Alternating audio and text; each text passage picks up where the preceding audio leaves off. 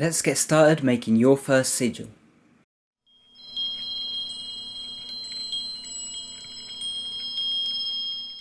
Hey guys, and welcome back to Tipharot, and in this video I'm going to show you how to make your first sigil. So to get started you need some paper, and you also need a pen or pencil. Now, a sigil is a symbol that is used to imprint something into your subconscious, basically.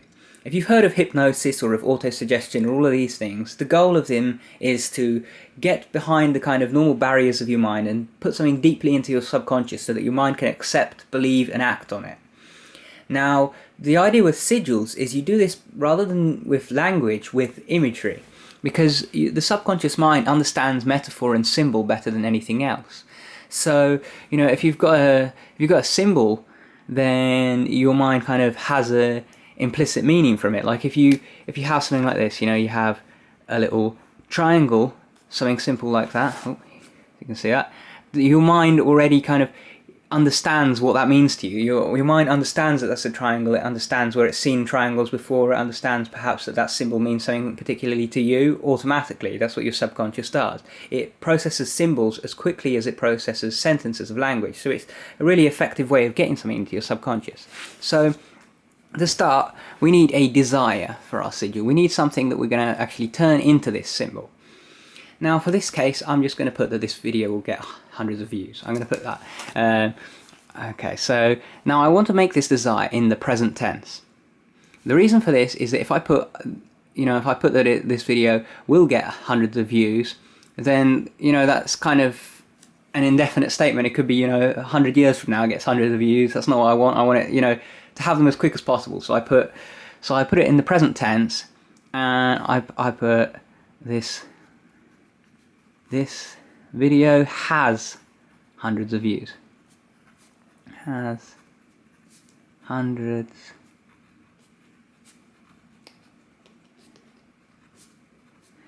of views. Now, I hope you guys can read that clearly and stuff. My handwriting isn't the best, so I'm trying to write in all caps so it's a bit more legible. And now once you've got this statement, this is our statement of intent. So make sure it's in the present tense, but also make sure that it doesn't have any not statements. So for example, something like this would be bad. I am not anxious. That would be a bad thing. Why would that be bad? Well, try this.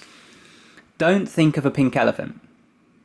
Notice how you think of a pink elephant anyway, even though you're trying not to. That's the thing, your brain ignores this part, it ignores this not part here. So when you say I am not anxious, your brain just sees anxious, anxious, anxious, and it acts on that. So you don't want that, something like that in a sigil. Instead, you would make something like I am calm. Same effect, no mention of anxiety, no mention of that not part, so I am calm would work if it's better.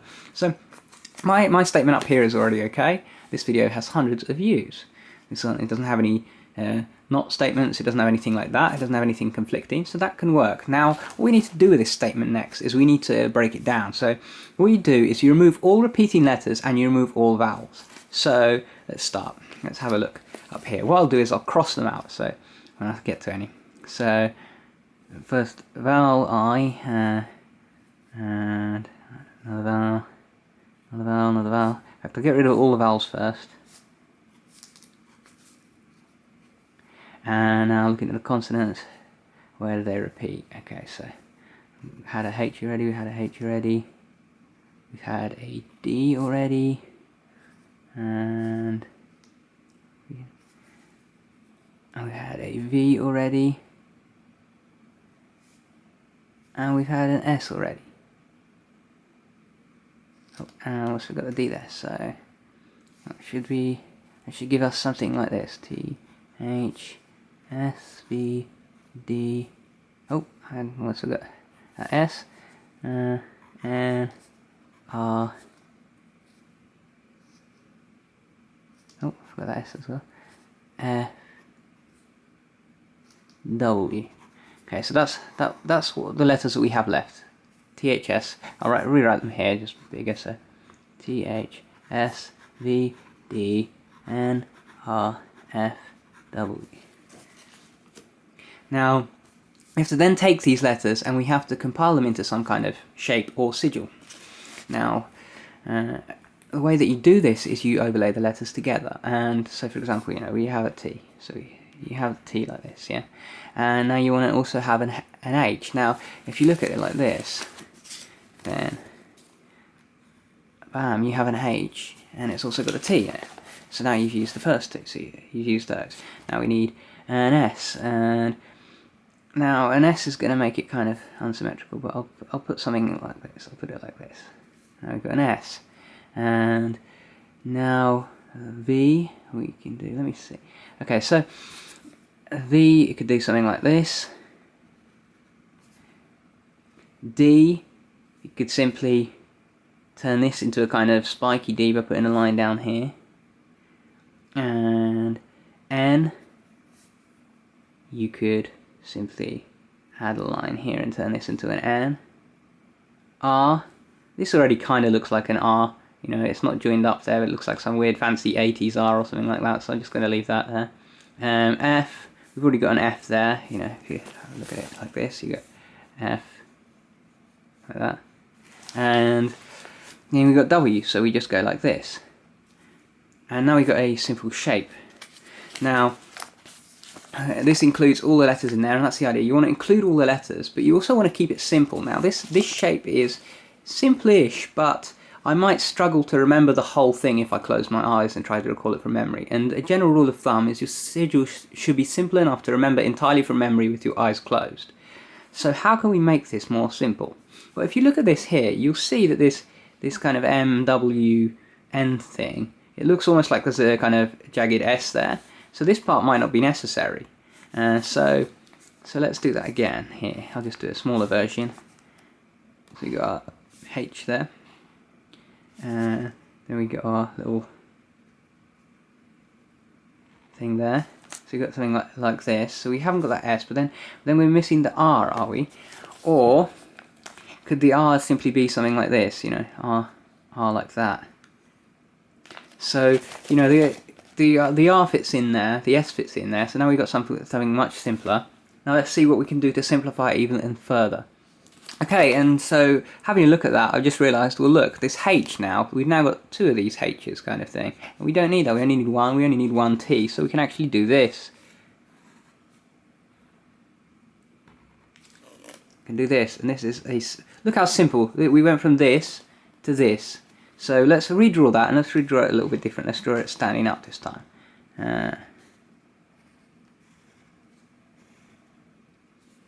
And there we go, we've got a simple sigil that contains all of these letters up here. All of those letters. And it looks so simple. And look, if I close my eyes, I can easily remember what that looks like.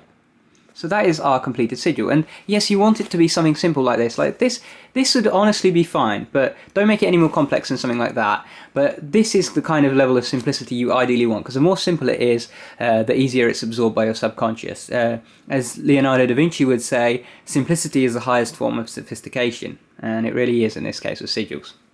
So now we've got that. Let's draw that again a bit bigger. Just what I like to do when I finish my sigil is I like to draw a big kind of thicker version of it that I can then cut out. And so let me just make that visible on screen because I can't tell what's visible with that.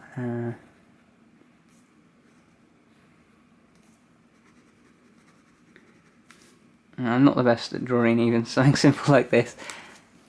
So excuse me if it looks a little bit rough. I'm just trying to do this kind of quickly to show you guys. And you can take a longer time doing this. This is the thing, is the amount of time you put into the sigil creation process and into the charging process, the amount of time and energy you put into it is going to be reflected in the results that you get, because the more time and energy you put into it, the more better it's going to be absorbed in your subconscious. So don't be afraid to take some extra time. So I've got this little thing here. Yes, it's not the neatest. Looks like a little, it looks almost like the TIE fighter from Star Wars or something like that.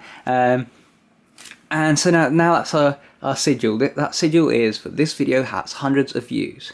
And the cool thing about it as well is what I like to do is I like to make my sigils somewhat representative of what they actually are doing. And if you turn this to the side, it looks almost a little bit like a YouTube play button thing without without sides, and you know, since it's a YouTube video talking about the fact that it looks like that is good, because my subconscious is going to recognize that and think about that when it sees the symbol and when it charges it. So now that we've actually got our finished sigil, let's, you know, actually charge that. Now what I tend to do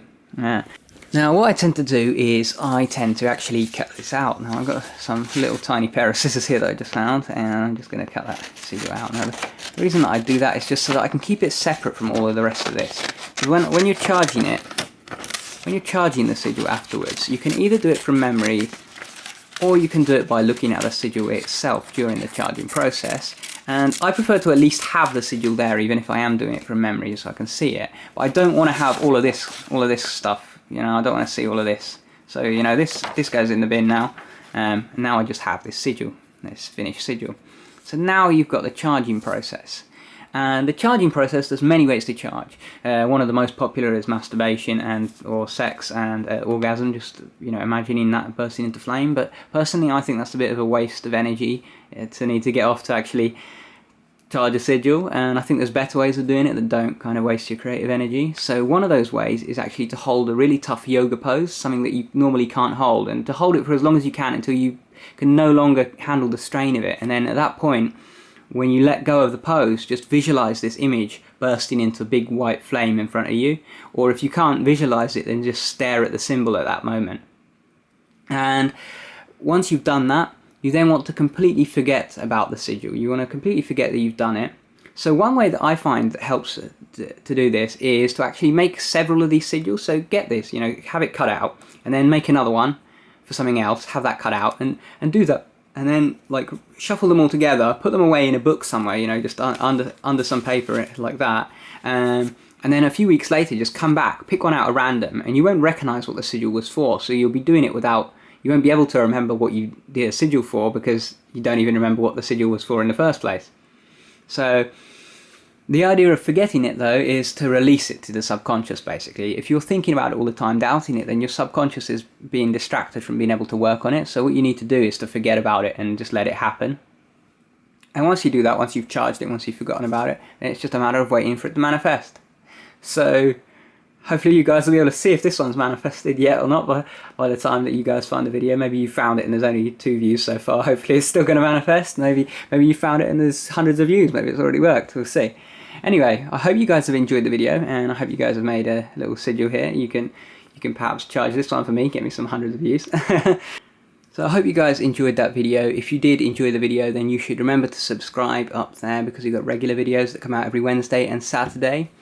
And if you liked it, you can leave a thumbs up. If you have any comments or questions, or you want to share some of your own sigils or ask about the process, then leave that down in the comments below. And if you want to keep watching, then check out the video linked on screen. Take care, guys.